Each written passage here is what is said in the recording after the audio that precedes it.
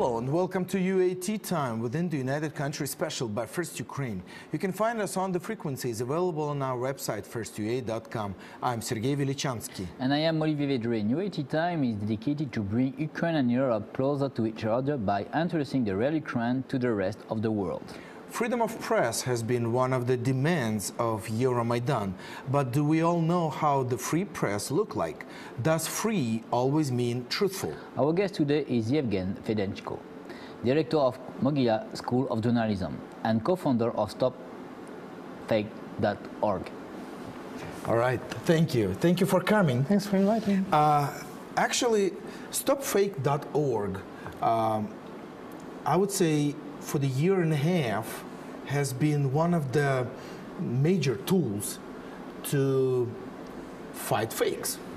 Would you please share how did you come to organize it, to really manage, because to me that's a great tool.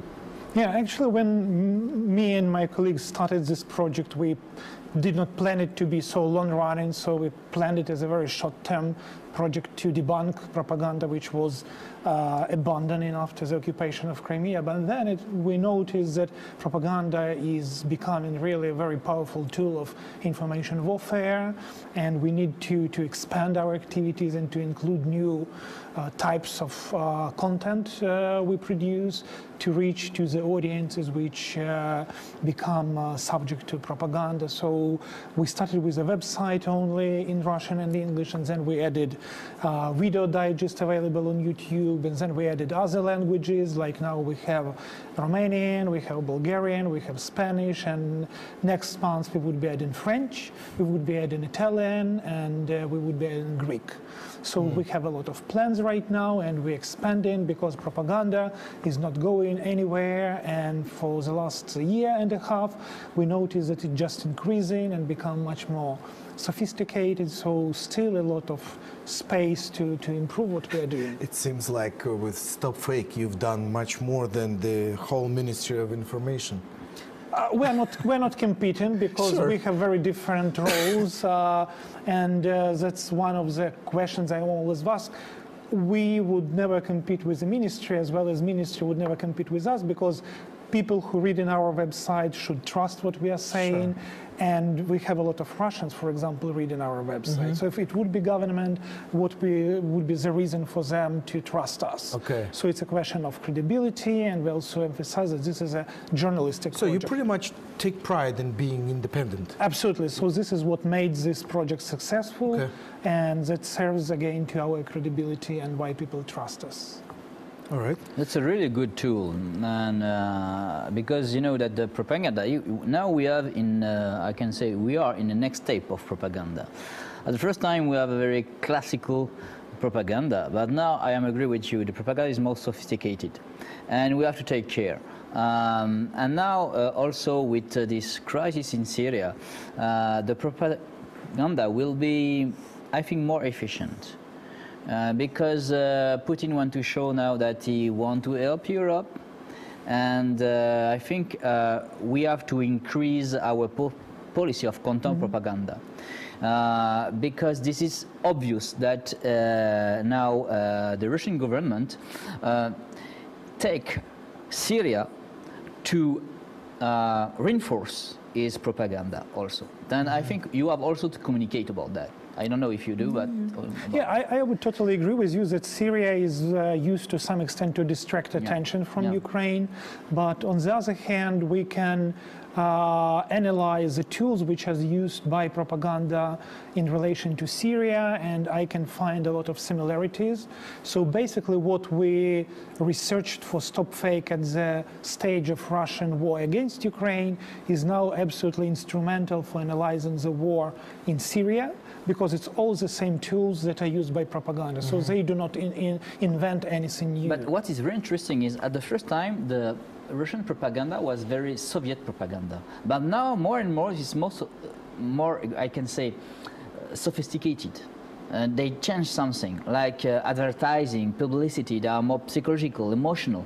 But at the first time, that was a really Soviet propaganda. You know, fascism and Nazi are in Kiev. And that's just more classical. How you see the future of this propaganda? Yeah, you are right. They change, they evolve all the time, and how they call it, the Syrian phase of this war, they call it the first Russian tweeted war. So that's the first time that Russian authority are using social media, and in particular Twitter, to disseminate propaganda they want people to consume. And this was one of the first examples when they've been showing the video of their missiles approaching targets and all other things which other countries have been doing for many, many years. So now they also started to use that to show mostly to Russian domestic audience how effective Russian military is, how effective weaponry is, how technological it is. So basically, these are all the messages which were used during the first war in Iraq. Yeah. Yes, I know.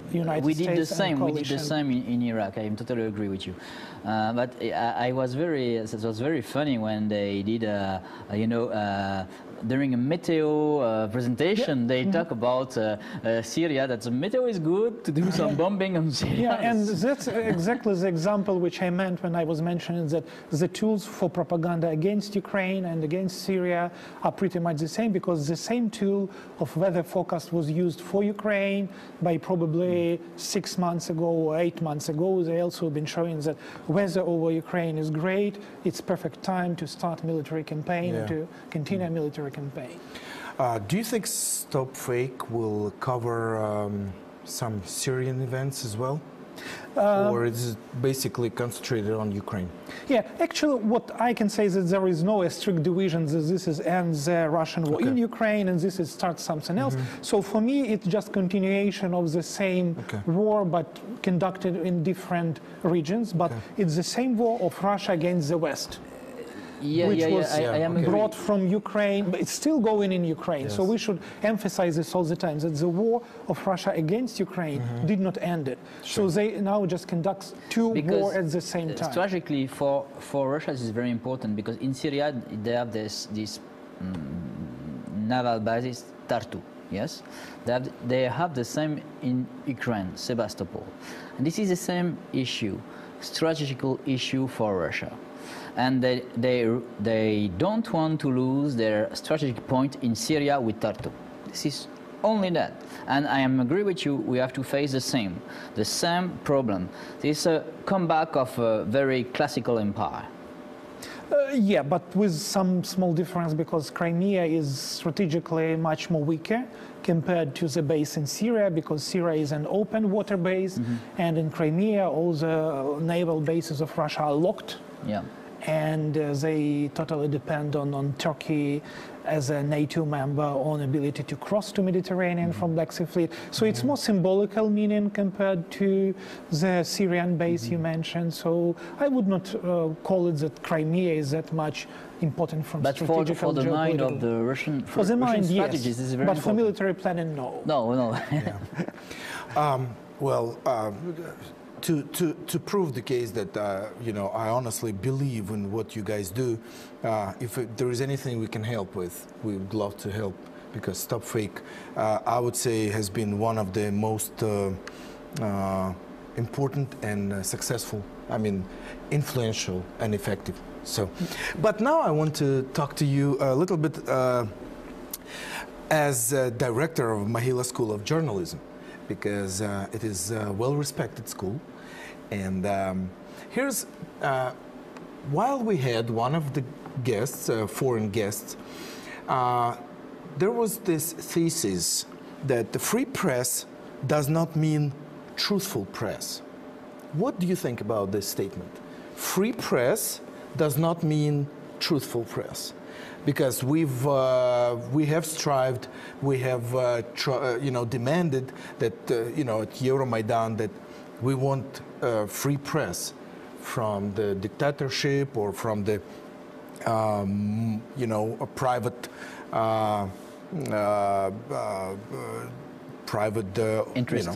interests. But at the same time, you know, is there free press? Yeah. Such thing.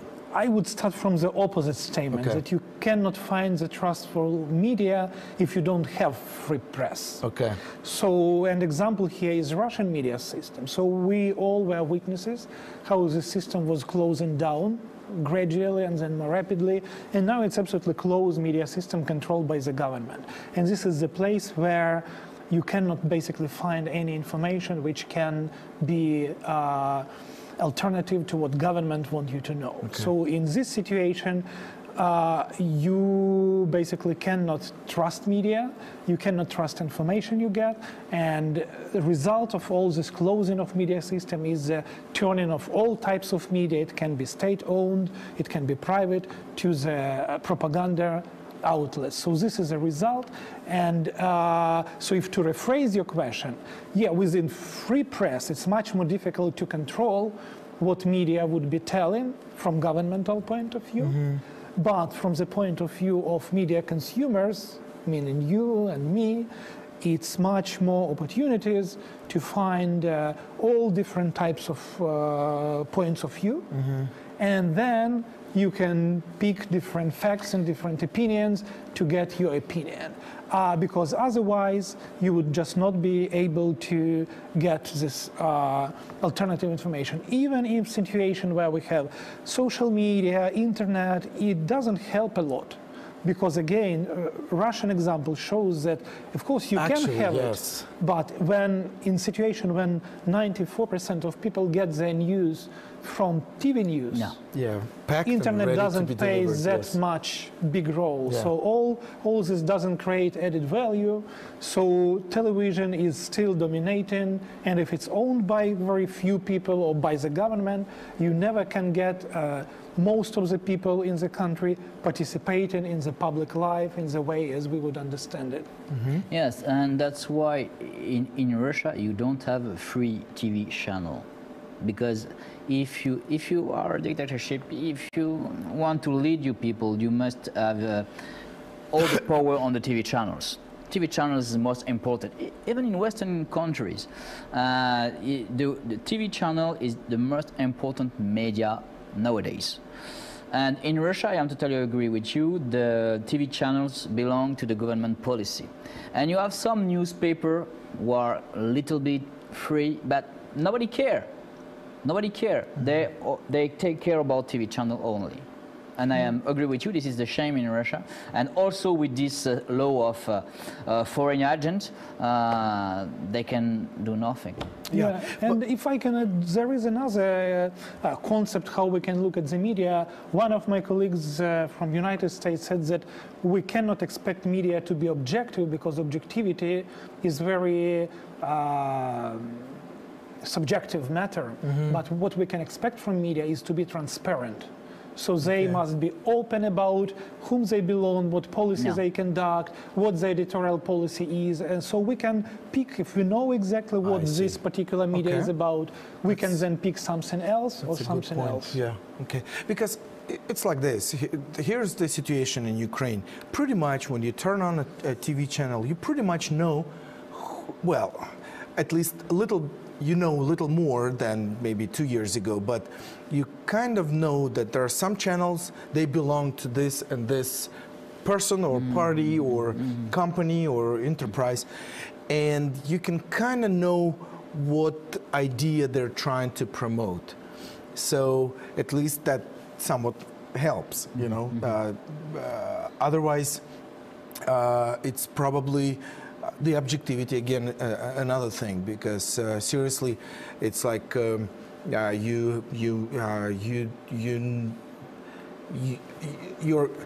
trying to convince you that they're objective, but you know that they're objective from their point of view, right, or their agenda. But for example, in France, we have a lot of TV channels, and some TV channels are private, some TV channels are national TV channel. The national TV channel, they are, I can say, not for the government, but more in the way of thinking of national interest. And the private is can have some criticism. But we know that some TV channels are right party, more right party, and some national TV channel more left party. What is good is to have this panel. And if in Ukraine you have some TV channel who belong to this man or this man, but if you have a panel, political panel of left, right parties, that's good, really, because everybody need to have his, I can say, his own TV channel, you know, and to compare. Oh, this TV channel, I know this is a right party. Okay, I see. And this TV channel is from the left party. Okay, I see. Then they can compare, and that's, for me, this is press freedom. Probably with France it's a little bit easy because it's already kind of you have all these parties in place. It's more formalized space, but in Ukraine parties are not particularly parties. I would call it. So it's really sometimes this objectivity looks very formal, that if you have someone from this part of the spectrum, that you definitely need someone from other. But sometimes it creates very false dialogue, because very often these two polars can sound very similar because their positions on many issues are not that much different. And this is a big danger for journalism, the formal objectivity, when you just need to have two sides anyway. And we saw a lot of examples from the war in Donbass when media have been covering two sides, but they didn't care much about who the second side is, and should anyone trust that second side, whom they represent, who is behind that second side. So that's not a question of formal objectivity, but more a question of objectivity within journalism itself. If journalists do believe in objectivity, it's not only the culture or standards, but it's also belief of journalists in objectivity. I agree. In your school of journalism, do you believe that, or is there such term as independent journalism?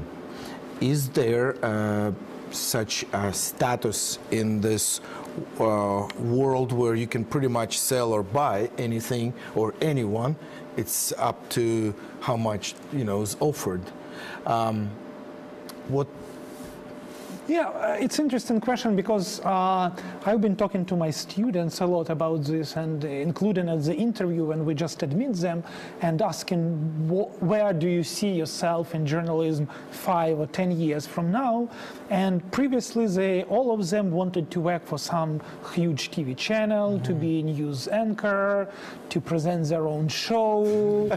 But this year it dramatically changed, because now all of them want to be to work for startups in journalism, want to be self-employed in journalism, and particularly to be independent journalists, as you mentioned. So they don't want to rely on oligarchs or big media corporations, whatever we call it, but they really want to find their own place and to monetize their unique set of skills and knowledge, and to sell their knowledge to those who want to consume their media. And you know, when you say that, I remember what's happened on Maidan, because on Maidan a lot of new journalists came. Yeah. And that was the time of Spilno TV. All other streamers. Yeah, that was amazing. And that was a new way to do journalism. So there is some tendency in the mind shift. Yeah, and I think for Ukraine now it's absolutely perfect moment, because we see really a lot of media startups with a lot of young journalists who want to make things different. And this is, I think, is really very important, because we didn't have that much optimism around 2 years ago or 5 years ago. Now it's much more open system, and we see even how audiences move alongside from big media organizations to smaller ones, but which are most appropriate, most interesting to them. And many organizations are now, for example, crowdfunding their project, and this is a good way. Probably not all Ukrainians are ready to pay for media content, but some of them are already ready to do some donations and contributions, and this is an interesting formula how to make journalism which would not be dependent either on government, which is evil, or oligarchs, which also is quite an evil for journalism. Interesting. But you know, for me, I remember I did my first interviews in Ukraine with Romanska TV and Spilno TV. and that was during Maidan, and that was amazing because a lot of those young people, they were very young, 20 years, 22, and they were very courageous, and that was a journalism of Maidan journalism of ideas, of fighting, and now I can see that all those people, I am still in link with them. Now they go to, they continue in this free journalism, and I think this is very good. They are the future of the journalism in Ukraine for me. And what are you thinking about? Because about this future of journalism, you say that you have some startup, but what do you think about the journalism in Ukraine in 5 years, maybe? Yeah, so it's the same question I was posing to my students. You are now asking me.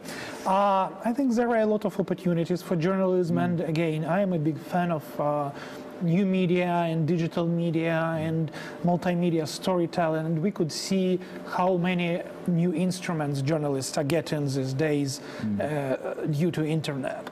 And that would provide much more opportunities for individual journalists to be more successful. Because when I started to work on television in mid of 1990s, we needed a big studio, huge cameras, and a lot of other equipment. So personally myself, I couldn't do television. But now I sometimes need just my cell phone, and I can produce the same quality news story. And so it made it much less expensive, the production of the stories, and also distribution of the content. When we created Stop Fake 1.5 years ago, we started with no audience, and now we have more than 160,000 people who follow us on social different media platforms. So that's absolutely huge what we've been successful. So we have an audience which is compatible to big newspaper or radio station, and we didn't have any startup investments to start this project. So it shows that the entrance to the market, media market, is possible for anyone. You just need to have great ideas and determination to work quite a lot to make sure that you would build up your audience, and then probably you can get rewards from that audience after that. And find the certain need or demand in this or that area. What I'm interested is how do you think the Western media is there a demand or request from them in our journalists? Do you think our journalists could be wanted as professionals? Yeah, absolutely. Again, journalism is changing in a way that it becomes a global profession. So now there is no big difference where you get your journalism degree, or if you get your journalism degree, it doesn't matter. The matter what you can do and where you can be, if you can be where the news are happening, and if you have skills and proficiencies. For example, a lot of Ukrainian journalists were of huge demand during Maidan because they've been here, they could produce stories, they could produce them in different languages, and the same with war in Donbass. So they produce now stories for Western media, and a lot of alumni from my school are working for all type of Western media organizations. So for them it doesn't matter where they are, and even it doesn't matter for the audience where the content they consume is produced. It can be produced here in Paris or in New York. It's all the question of timing, how quick it's produced, and quality, how good is that material for me to consume or not to consume, and that's all. So we have pretty much 1 minute left, as always. Yes. But share with us, how do you feel about the students that maybe the first years, the freshmen, or even just your students? How do you feel about them, their perspective, their future? Yeah, I think that this is completely new generation of people because I can compare them with the previous years, and they're absolutely bright in anything, and they're interested not only in studying journalism, which is important, but not the final destination, it's just the kind of way, but they are doing a lot of interesting things, projects for themselves, and I see the interest in being with journalism, and this is exciting. Okay, all right. Well, Thank you. It was United Country UA Time by First Ukraine. Our guest was Yevgen Fedchenko, director of Mohila School of Journalism and co-founder of StopFake.org. Thanks for joining us for a cup of tea. Olivier Vedorin and Sergei Velichansky were working for you in the studio. Stay with us and we will show to you the real Ukraine. Thank you for being with us. Have a good day and see you soon.